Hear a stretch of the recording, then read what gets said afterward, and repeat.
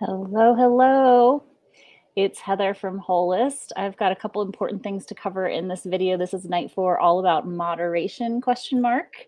So I'm going to jump right in here in a second. But first, if you don't already know me, I'm Dr. Heather Hammerstedt with Holist, where we personalize teams of coaches to help people really figure out how their brains and bodies work around food and creating sustainable health patterns with real food and also real work, but also real results and sustainability.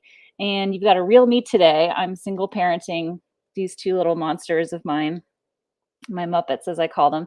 So I'm still in my workout sweaty look hours later and had to take some serious calming breaths before this call because can I say hashtag parenting is hard? Who's with me? Let me know in the comments. And tomorrow for our final training for this week, I'm likely to be live from the soccer field. So sheesh. Okay, so I'm going to say something that's a little controversial today, but hang with me because I'm also going to share a bunch of things that you can do about it. So are you ready?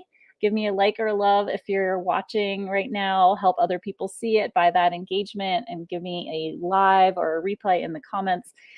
Are you ready? Okay. Moderation is one of the biggest buzzwords in wellness right now. But guess what? It doesn't work because almost everyone is doing it wrong. The fact is, what looks like moderation to one person might be like something completely different for someone else. And how do you figure that out for yourself? When it comes to food, your definition of moderate can depend on what you grew up eating, your current everyday eating habits, and even your mood. So, as an example, what would you consider a moderate amount of like freshly baked chocolate chip cookies, or a moderate amount of guacamole or pizza? Or meatballs. So if you conducted a poll, you'd probably come up with like a huge range of answers for each of those things, which makes moderation like very hard to pin down. All of this is backed up by science. A major study found that when people ate according to the old saying, everything in moderation, they ended up with a less healthy diet than people who ate a smaller number of healthy foods. Plus, they ended up with bigger waists and a higher chance of developing diabetes. So, how to do moderation correctly? You focus on healthy choices, healthy foods, and healthy habits. So, like Michael Pollan said, eat food, not too much, mostly plants. And I'll add most of the time. This helps you set up a few guardrails for yourself that don't feel restrictive by whatever moderating is supposed to mean. And occasionally you take a little detour and you let yourself like really enjoy some foods that you don't normally eat, and then you get back to your healthy habits without making it a big deal. This makes it a lifestyle, which means that you get lasting results with your health and your wellness. So if you like this, give me a like or a love here and comment where you're coming to me from so I can see where our reach is here. Um, okay, another view on moderation, this one on exercise.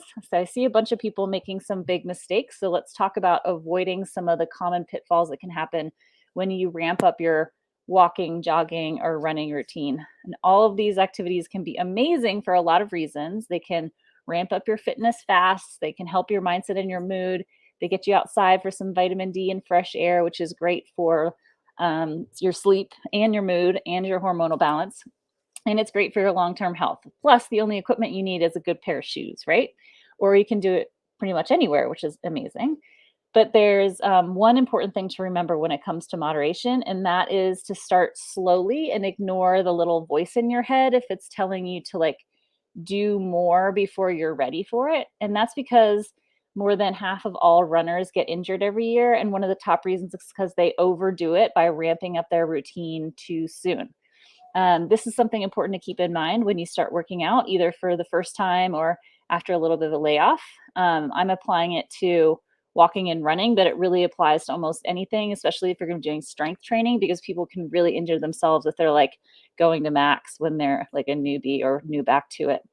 You can get so motivated that you just push it too far and you end up with aches and pains that leave you on the sidelines, which gets you less motivated, which is exactly the opposite of what you want, right? It can take time for your muscles and your tendons and your joints to get used to walking, running, or any weight bearing activity. So, even though your cardio system may be ready for a longer or a faster workout, that doesn't mean the rest of your body is. So remember, being consistent is one of the best ways you can guarantee getting results. So taking a slow and steady approach is definitely the way to go. And as with food as well, as I always say, you want to amplify small wins. And so then you don't go out too fast with either your nutrition or your food and then like burn yourself out, right? Um, a general rule of thumb is to steadily increase your workouts by 10% a week if you feel ready for it. So it's all about being consistent. Steady, slow improvements are going to help you reach your goals so much faster than a punishing routine. So, does that make sense? Let me know in the comments. Remember to give me that love or like and comment with any questions, and I will head back to them afterwards and answer everything. All right, this month we're focused on cleaning it up in the Curate Your Health Facebook group and in our email newsletters. And so we're going to be doing a clean eating challenge starting on Monday. But right now, when I'm talking about cleaning it up, I mean reducing or cutting out things in our lives that don't serve us and replacing them with things that do. So today, during this moderation training, I wanted to talk about something that almost all of us do all the time, and that could actually be getting in the way of your results. Give me a comment if this is all making sense to you. Okay, so what is this thing that we all do? It's called multitasking. Now, we live in a culture that pushes the hustle hard. We're rewarded for trying to cram as much as humanly possible into our daily lives. If you can do one thing well, why not two or three or even five all at the same time? This focus on doing it all really gets kind of ridiculous. It's not that you can't do it all, it's just you probably shouldn't try to do it all at the same time. That's because handling several things at once actually makes it less likely that you're going to do a good job at any of them. The truth is, when you tackle several things at once, you're working against the way your brain actually functions. You can't focus deeply on more than one thing at a time because your brain is too busy splitting itself by trying to pay attention to all those different tasks. I mean, I know I'm an emergency doc. We are the queens and kings of multitasking, so this means a lot coming from me. But in fact, studies show that your IQ can actually drop 15 points while you're multitasking. That is a lot. So, what does this have to do with your goals? Well, for just one example, experts have found that people who multitask a lot have a higher body weight and BMI than people who do not. The theory is that multitasking affects the part of your brain, your prefrontal cortex, that's responsible for self control. That's because it becomes less active when your brain has to juggle all those different tasks at the same time. This means it's even harder to make good decisions when it comes to your health and fitness goals. In fact, studies show that people are more apt to zone out with their self control when they're multitasking. So, take snacking, for example. You may not even notice you're doing it.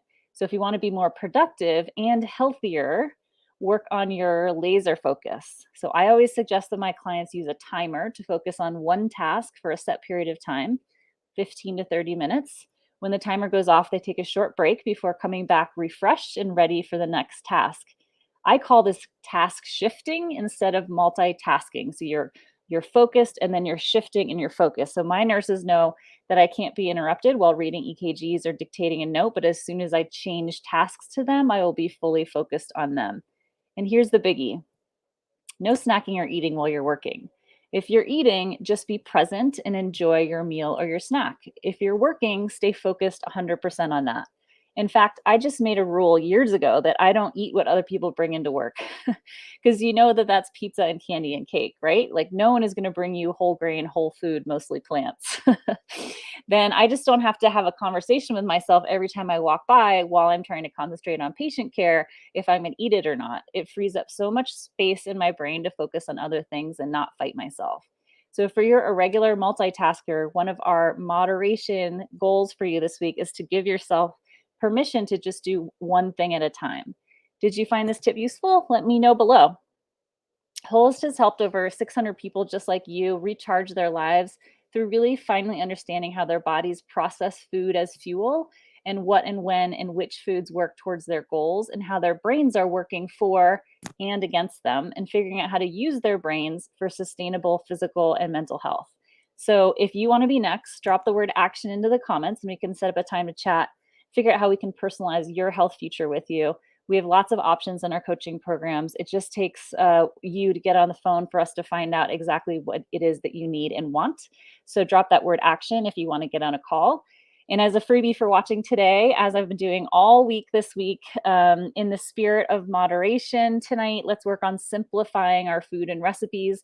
I have an ebook on 5 ingredient recipes just for you. Let me know if you want it. Drop the word recipe into the comments, and Jan or Casey or I will send it to you. Oh, and speaking of, I haven't mentioned this for a while. You do know that Coach Karen and Coach Katrina do culinary strategy sessions with Holist to help you take your favorite recipes, make them healthier, make them plant-based if that's you want, and multiply the ways that you can make them, both veg and non-veg. Super valuable. Both of them are just fire. So let us know in the comments if you want a link to sign up for one of those one of those sessions. It's $150, I think, 175. The word culinary. Drop that in there for us. So action if you want to call, recipe if you want that simple 5 ingredient recipe book, culinary if you want to work with Coach Karen and Coach Katrina to really up your simplicity and the healthiness of your food. And I will see you tomorrow for a chat about overcoming obstacles and an announcement on an end of September promo on our coaching programs that you just can't beat, because I really want you guys to crush the end of the year and hit 2023 cruising at or to your goals. So I'll see you tomorrow.